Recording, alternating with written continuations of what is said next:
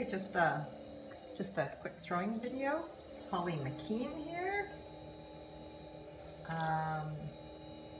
Folks have been asking me for a quick video, and I was just throwing a run of mugs, so I set the camera on.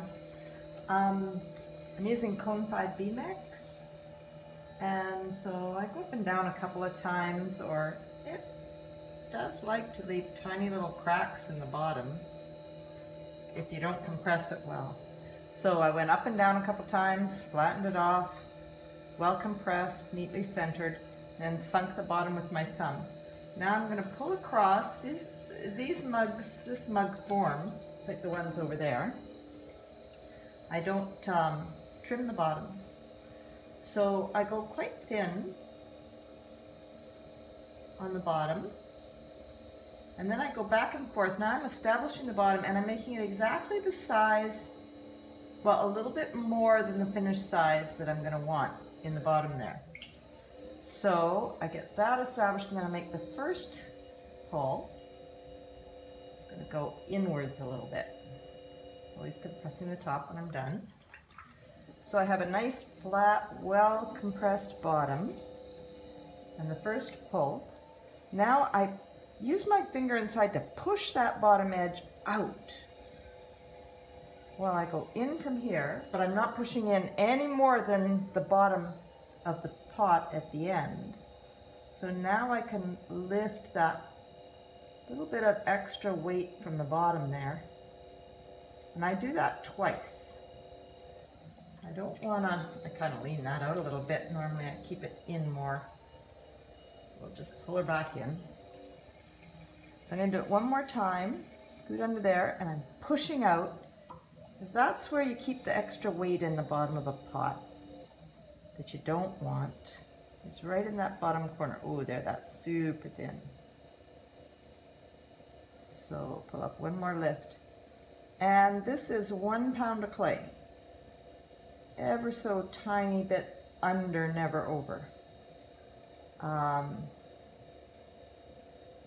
So 1 pound, and I want to get it up to about 6 or 7 inches.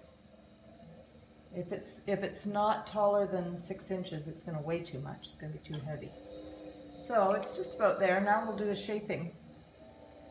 And I use my fingers to measure how wide I want it. Like I know the feel of how wide I want it at the top there.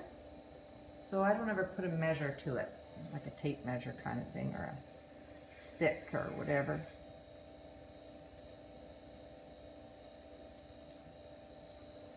So these ones have a hourglass sort of figure to them. So I get it more or less the shape and sizing that I want. It's looking okay. Then we'll do the final shaping. I'm just taking water out as I go, because that'll cause cracking if you don't. Cracking in the bottom. Okay, so I use a rib, and this is why I use the mirror, so you can really watch your profile of your piece. That exterior line on the form is really important to get it just the way you want it to represent.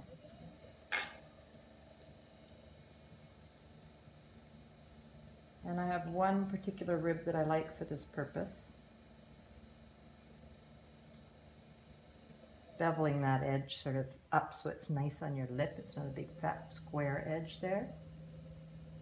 So I bevel it both from the inside and the outside. Now again, I said these don't get trimmed, so I just trim them on the wheel like this. And then later I have a stamp that I set them on, and it gives a swirl underneath. Looks trimmed, but it's not. I made the stamp. It's a bisqued clay piece. And there, that looks pretty good. So we'll finish off that top edge and the bottom edge. I use a thin little sponge that I have here that I like. There and there.